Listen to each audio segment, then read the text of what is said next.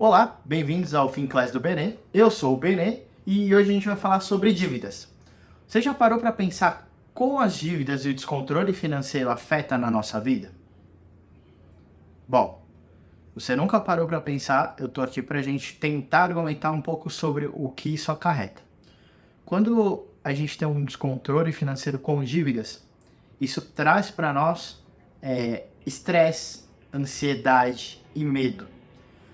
Isso vai fazer com que nossa vida física, assim, nossa saúde mental e física desande totalmente.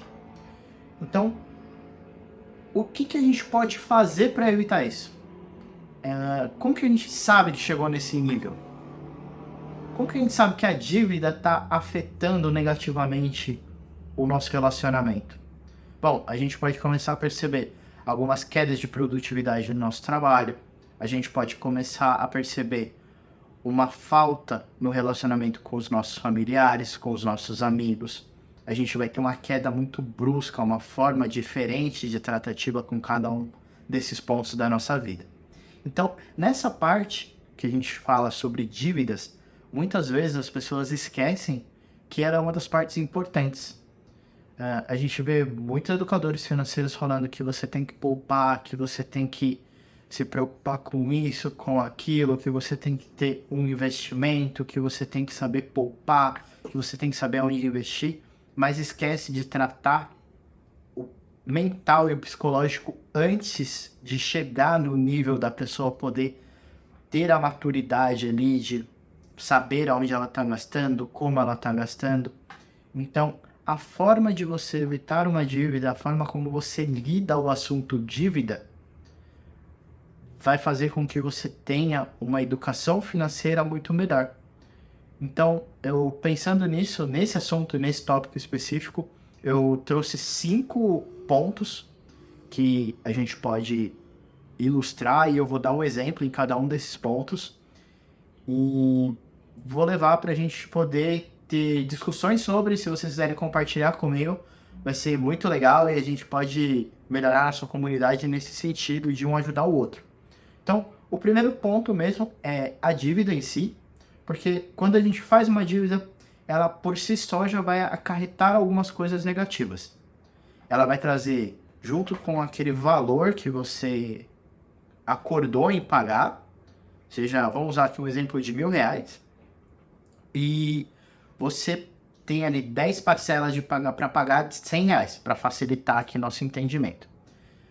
Quando você vai fazer isso com o cartão de crédito, seu cartão de crédito vai te cobrar os juros, se você não pagar a fatura na data estipulada, absurdo, que vai fazer com que aquela sua dívida de R$ 100 pule para 120, 130, 140, R$ 200 por mês, caso a dívida se estenda por muito mais tempo.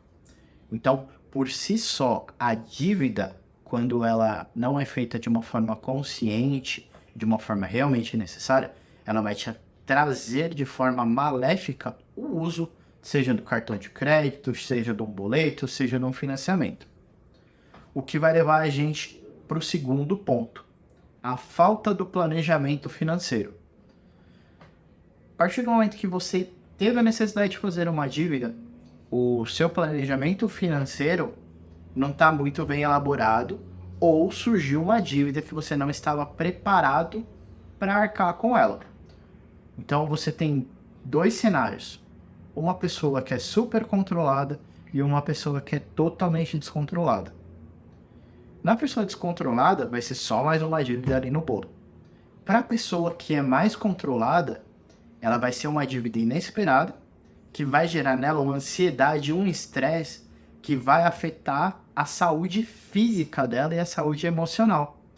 Então, imagina um exemplo de que você perdeu o seu celular. Você estava passeando, alguém foi lá, ou você deixou cair e ele quebrou, ou alguém foi lá e roubou. Infelizmente, acidentes acontecem e isso pode fazer com que você tenha um gasto não planejado. Então ele não estava ali no seu planejamento financeiro, mas você precisa do seu celular para viver, para falar com as pessoas, para se interagir no mundo, para ouvir uma música, para gravar um vídeo, para postar alguma coisa. Então, você vai precisar comprar outro celular. E você não vai querer comprar um celular pior do que o que você tinha, ou um celular não muito que não caiba no seu orçamento. Você pode parcelar, vai lá, faz em 10 vezes sem juros no cartão, beleza? Você fez as continhas ali, coube no seu planejamento financeiro. Beleza, você é uma pessoa controlada. Mas o seu orçamento já está apertado. E você precisa comprar outro celular e não teve o planejamento, isso é uma coisa que vai te acarretar os problemas que a gente já está discutindo. O terceiro ponto é o impulso, a impulsividade de você comprar algo.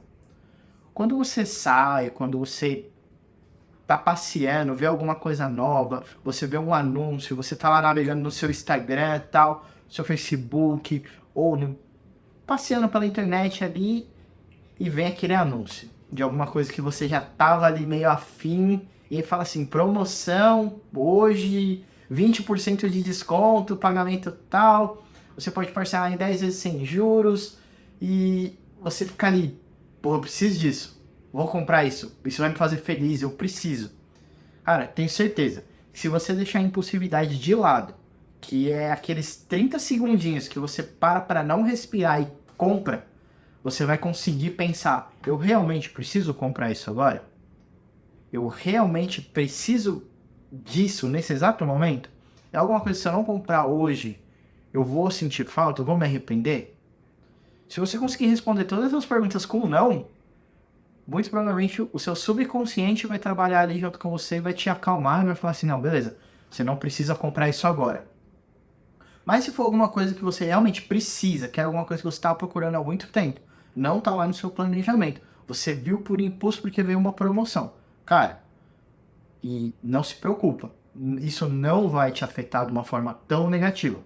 Obviamente, você tem que ver se o seu bolso comporta aquela compra, mas não é aquele negócio que fala, poxa, eu vou deixar de comer por causa disso, eu vou deixar de viver por causa disso. Não, se é uma coisa que você precisa e cabe no seu orçamento, já não é impulsividade. É uma coisa que você já estava almejando, então você já estava planejando para comprar. Então a impulsividade é aquele momento, aquele pequeno estalo que dá na hora que você sente a vontade de comprar ou sente a necessidade quando você recebe um estímulo. Alguma coisa veio na sua imagem, veio para você, você olhou aquilo e gerou o estímulo ao ponto de você falar, eu preciso. Mas se você parar de uns 30 segundinhos, dar uma respirada, você vai ver que se você realmente precisa ou não. Então, a gente pode pular para o nosso quarto ponto, que é a falta de controle emocional. Muitas vezes, a falta de controle emocional, ela é puxada pela impulsividade. Você foi lá, comprou por impulso. E o que aquilo te trouxe emocionalmente? Qual que foi aquela carga emocional que aquela ação te trouxe? Geralmente, a gente fica feliz, a gente vai se sentir realizado, a gente vai lembrar de alguma coisa ali que traz aquela sensação de saciedade. Você se sente saciado, você se sente alegre. Então vai vir um efeito muito bom de dopamina ali na sua cabeça, você vai ter um bom desenrolar daquele momento, daquela sensação. Só que se for alguma coisa que vai te prejudicar, você deixou de ter aqueles 30 segundinhos que a gente parou para pensar na impulsividade, para não comprar, e vai começar a se sentir culpado, vai começar a te gerar uma carga de ansiedade, de como você vai fazer para pagar aquilo, de como que você vai fazer para arcar com aquela despesa que você fez por causa, seja de um trauma emocional, seja por causa de uma coisa que você foi negado a sua vida inteira e hoje você tem as condições de comprar. Quando você era menor, por exemplo, você queria muito comprar um Kinder Ovo. E por algum motivo você não podia comprar naquela época, você não tinha dinheiro, seus pais estavam numa situação diferente da que você pode se encontrar hoje, pode ser a mesma também, mas você estava numa situação que o seu emocional era controlado por outra pessoa. Então te gerou um trauma ali que você hoje, por ter o seu dinheiro, por ter a sua liberdade de fazer o que você quer, a sua escolha, você vai pegar aquela sua vontade que está no seu subconsciente e vai tentar saciar ela de várias formas. Então, a falta de equilíbrio emocional ou controle emocional pode te acarretar em prejuízos financeiros muito grandes. Então, é sempre bom ter um pouco de cuidado. O quinto ponto é a falta de conhecimento financeiro. Porra, muitas vezes quando você vai conversar hoje com alguém, a pessoa pega e fala assim, poxa, matemática, vamos falar sobre época da escola lá. Você gostava de qual matéria? A maioria das pessoas fala, eu gostava de história, eu gostava de geografia, eu gostava de química, eu gostava de português e tal. E quase ninguém fala que gostava de matemática, física, qualquer coisa que envolvesse ter uma conta ali no meio. Porque realmente é uma coisa chata, é uma coisa maçante, é uma coisa que, para que eu vou usar a regra de 3 na minha vida? Para que eu vou querer saber porcentagem? Sendo que se eu faço uma conta de mais e menos, ali eu já consigo me virar muito bem e tal. Realmente, não está errado. Você não precisa saber uma regra de 3 toda hora, você não precisa saber uma porcentagem, você não precisa saber fazer conta de mais, de menos, dividir. Você não precisa saber disso. Hoje a gente tem calculadora, tem internet, tem tudo à nossa mão para facilitar a nossa vida. Então a gente pode usar isso a nosso favor. A gente não precisa ser um expert do assunto, a gente não precisa ser a pessoa que sabe sobre aquilo, que quando alguém sentar vai ser a conversa da noite, sabe? Você pode pegar aquilo e ser uma coisa mais natural. O que você realmente precisa saber? Pô, você precisa saber fazer uma porcentagem, você precisa saber fazer uma conta de mais, de menos, para saber o quanto você tem, para saber o quanto você pode gastar. Isso, para uma vida de um adulto, para a vida de quem está querendo ter uma liberdade, para quem está querendo se aposentar, é uma coisa que é essencial.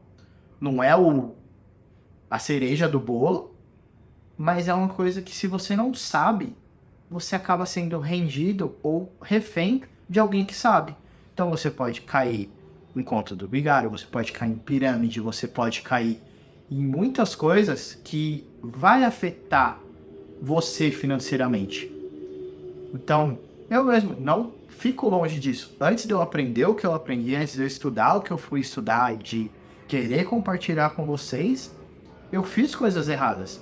Eu perdi dinheiro com criptomoeda, entrei lá no mundo do NFT, eu fiz investimentos ruins, apliquei em ações que não eram do que eu enxergo hoje como setores bons, não investi na Americanas, obviamente, lá, porque para mim, já essa parte de investimento é um pouco mais avançada, a gente vai falar um pouco mais pra frente no canal sobre nossas aulas e tal, mas é uma coisa que você tem que ter um pouco mais de discernimento. Então, você pode pagar alguém para fazer isso para você? Pode, mas você tem que tomar cuidado para que essa pessoa que está te orientando ou que está fazendo para você não te passe a perna. Você tem que saber ali pelo menos o que está acontecendo ao seu redor. Vou usar um exemplo de alguma coisa que a gente tenha muito rotineiro. Limpeza da nossa casa. A limpeza básica ali, passar um pano, uma vassoura, lavar uma louça. Quando você contrata uma auxiliar de limpeza ali, uma diarista, ou pede para alguém vir limpar a sua casa, se ou você está do lado do contratante ou você está do lado da pessoa que vai lá fazer. Mas imagina que você é o contratante nesse caso. Se você contrata uma pessoa que seja ali pelo valor da diarista ali, cada lugar do Brasil tem um, vamos usar o valor hipotético aqui de R$ 200 para a pessoa passar ali um dia limpando sua casa. Claro que é um valor hipotético, cada lugar tem um valor, cada profissional cobra o seu valor. Você vai pagar aqueles R$ 200. Se a pessoa chegar para você e só passar um pano na sua casa, você vai achar que aqueles R$ 200 foram muito bem pagos? Ela não tirou um pó, ela não arrastou um móvel, ela não lavou um banheiro, não limpou um vidro, não lavou uma louça. Tudo coisa que você já faz. Só que você, por algum motivo, teve a necessidade de pagar alguém. Então você está contratando alguém, está gerando um emprego ali, e você vai querer cobrar aquela pessoa para que a atividade que ela está fazendo seja coerente ao valor que ela está cobrando. Então, se você não sabe o básico daquilo que você está contratando, você não consegue cobrar a entrega daquela pessoa. Então, o entender sobre educação, sobre finanças, sobre como gerir o seu próprio dinheiro é importante. Então, eu vou me esforçar bastante, eu vou me empenhar bastante para que se tiver os comentários, se vocês se sentirem bem, colocar nos comentários, a gente discutir sobre isso. Se vocês quiserem me mandar mensagem também, a gente pode discutir sobre alguma coisa e a gente tentar melhorar a nossa comunidade. E por fim, eu vou dar um bônus de uma dica que é muito importante, que é a reserva financeira. Então, se você gostou do conteúdo até aqui, já dá um like, deixa um joinha, segue no canal, se inscreve. E a gente pode agora falar sobre a reserva financeira. Reserva financeira é o ponto principal para você poder sair de uma pessoa que não tem nenhuma reserva, não consegue sair daquele ciclo de recebe o salário, paga a conta, recebe o salário, paga a conta, e não tem espaço na agenda daquela pessoa, na vida daquela pessoa, para qualquer imprevisto. Para qualquer imprevisto que seja. Seja um celular que quebrou, seja um remédio que tenha que comprar, seja a necessidade de ajudar o próximo, ajudar algum parente, ajudar algum amigo, independente do que seja. Se aquela pessoa não tem uma reserva, ela não consegue fazer isso. Então, vou pegar o exemplo do celular. Quanto que custa um celular hoje básico para a gente poder usar ele ali com tudo que a gente precisa? A gente consegue achar celular de R$ 1.200 até R$ 15 mil. Então, se você é uma pessoa que já tem um iPhone, você não vai querer pegar um celular de R$ 1.200, porque você já está acostumado com aquele padrão. Então, se porventura acontece alguma coisa com o seu celular, você tem que ter dinheiro para comprar outro. Você vai parcelar em 20 vezes, 50 vezes sem juros? Pode.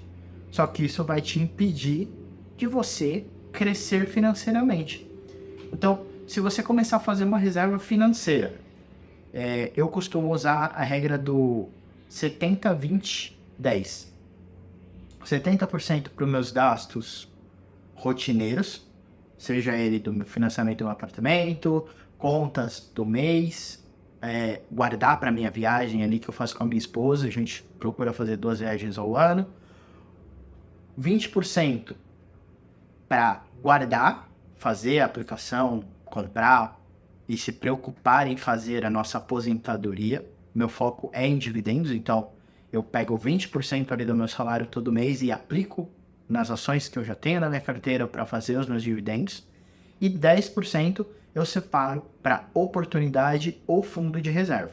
Se eu usei o fundo de reserva que eu já tenho hoje um pouco, eu vou lá e reponho. Se eu não usei, eu coloco esse dinheirinho a mais nesse fundo de reserva e uso para uma oportunidade. Eu preciso comprar algo para revender, surgiu uma oportunidade de eu me associar a alguma coisa e comprar isso ou ajudar de alguma forma financeiramente, eu tenho esse dinheiro reservado. Então, o que a gente precisa entender da reserva financeira é o quê?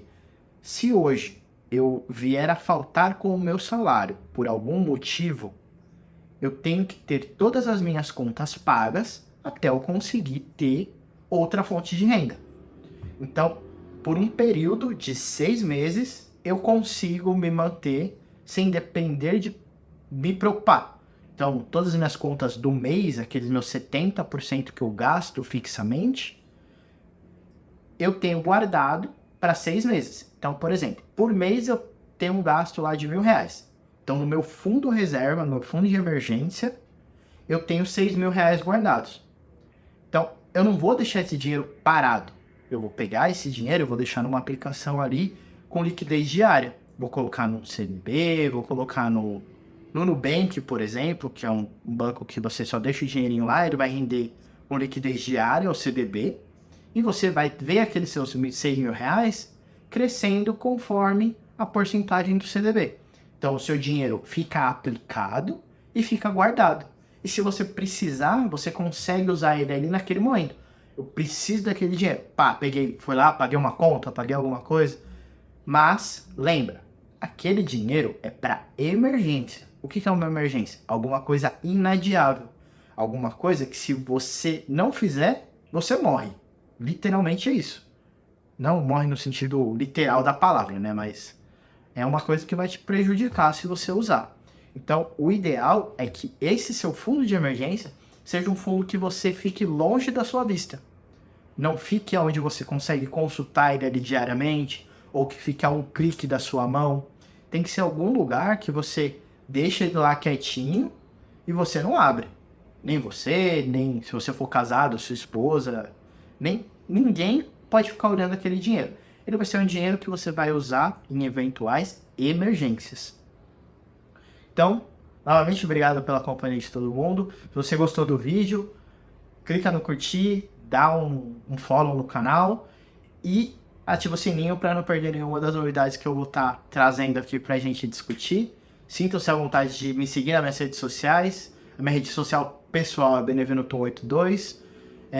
Eu vou deixar o link da minha rede social voltada à educação financeira, então é o Finclass do Benê. Vai estar tudo aqui no descritivo do vídeo. E espero que esse vídeo tenha sido bom. E se realmente foi bom, deixa aquele joinha e nos vemos no próximo vídeo.